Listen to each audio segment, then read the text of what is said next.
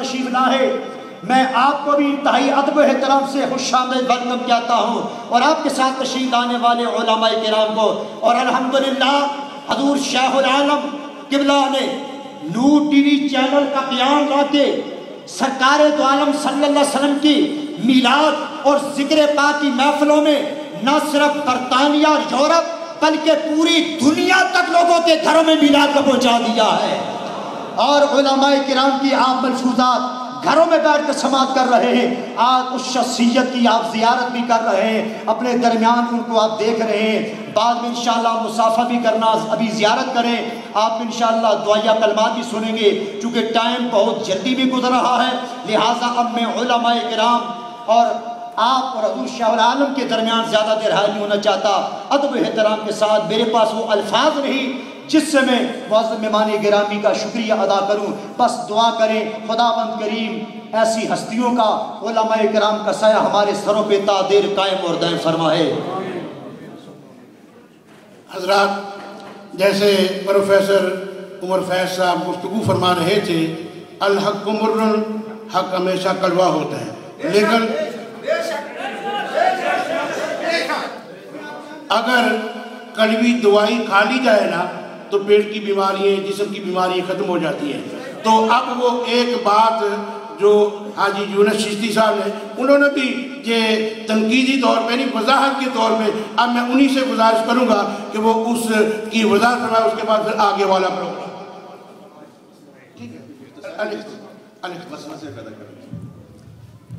حضرات، اصل بات وہ انہوں نے فرما دی کہ الحق مر ولو در،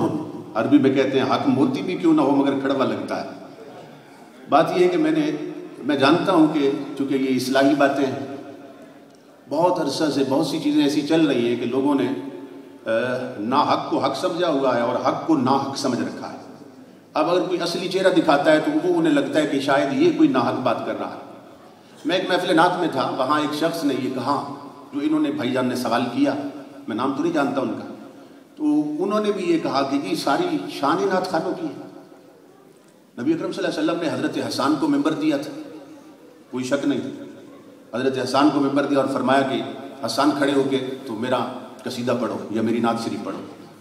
تو وہ یہ کنسیپٹ دے رہے تھے عوام کو کہ سارا مقام ہی نعت خانوں کا ہے، علماء کا کوئی مقام ہی نہیں ہے۔ تو میرا صرف یہ سوال ہے جو یہ لوگ کہتے ہیں، اور پہلی بات یہ ہے کہ حضرت حسان کو چادر نہیں دی تھی،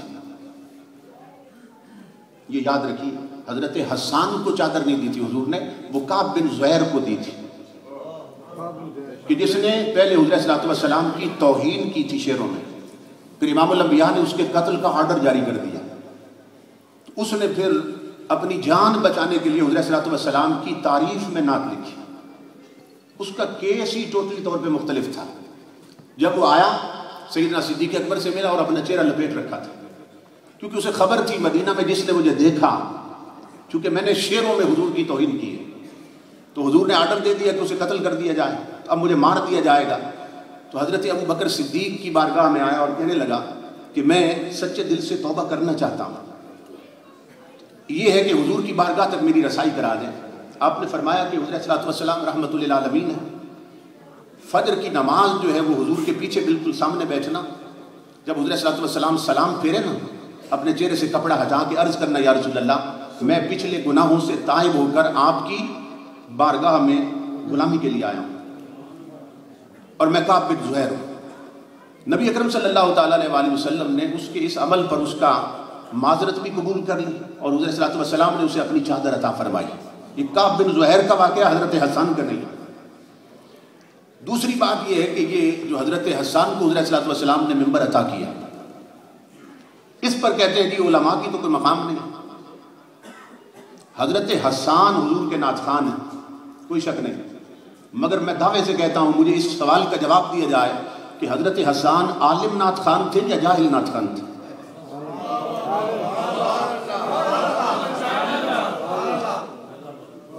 اگر عالم نعت خان پڑھے تو خدمت کرو، جاہل پڑھے مت کرو۔ کیوں؟ اس لیے کہ یہ یہاں سنی ہے بہت سے نعت خان، پاکستان میں شیعہ ہیں۔ جب ہم جاتے ہیں یہاں آتے ہیں تھوڑا سا خط بنا لیتے ہیں، یہاں آتے ہیں تھوڑا سا خط بنا لیتے ہیں، لیکن کئی بار جہاز میں جاتے ہوئے ہماری ملاقات ہوتی ہے، کلیم شیخ ہوتے ہیں۔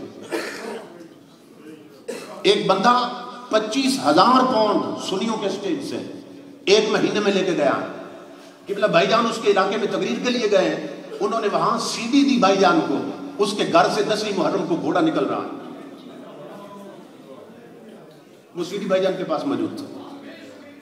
تو اس لیے یہ گزارش کی ہے کہ ہمارے ہاں چونکہ اہل علم کا کوئی مصرف نہیں رہا، ان کا سارا دوسروں کا سرمایہ ان کے علماء کے ہاتھ میں ہے، اور ہمارا سارا سرمایہ ضائع ہو رہا ہے۔ اگر اہل علم کے ہاتھ میں آئے گا تو یہ مدرسے بنائیں گے، آپ کی نسلیں محفوظ ہوں گی، یہ کتابیں لکھیں گے، لٹریچر آئے گا مارکیٹ میں۔ تو میں نے صرف اس لیے، میں تو آتا ہوں 4 ہفتے کے لیے، 6 ہفتے کے لیے، اللہ کے بندو میں بھی اسی رو میں بات کروں، 4 ادھر کی ماروں 4 ادھر کی، آپ بھی پاؤنڈ دیں گے، آپ بھی خوش، میں بھی خوش، لیکن اس سے پھر حق ادا نہیں ہوتا جس ممبر پہ ہم کھڑے ہیں۔ ہم نے بھی خبر میں جانا، یہاں میری اولاد نہیں رہتی، آپ کی نسلیں ہیں جن کے لیے میں تانے برداشت کر رہا ہوں، جن کے لیے لوگ باتیں کرتے ہیں مگر سہ جاتا ہوں، کیوں؟ میں جانتا ہوں کہ سیدنا فاروق اعظم کے بارے میں،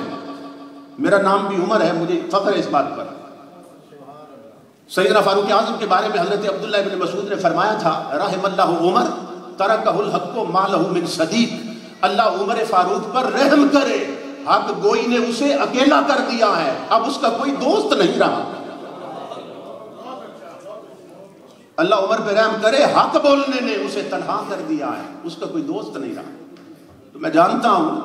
کہ اب چونکہ کام بہت بگڑا ہے، تو جو اصلاح کی کوشش کرے گا اس کی طرف تیر آئیں گے، تانے آئیں گے، اعتراضات ہوں گے، میں ہر تانے اور تیر کے لیے تیار ہوں، مگر میں شریعت کا راستہ نہیں چھوڑ سکتا، اور آپ کو بتاتا ہوں۔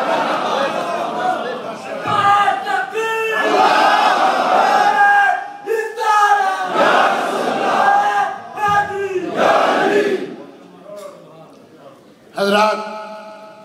اب مجلس کا، محفل کا انداز ہی کچھ اور ہے،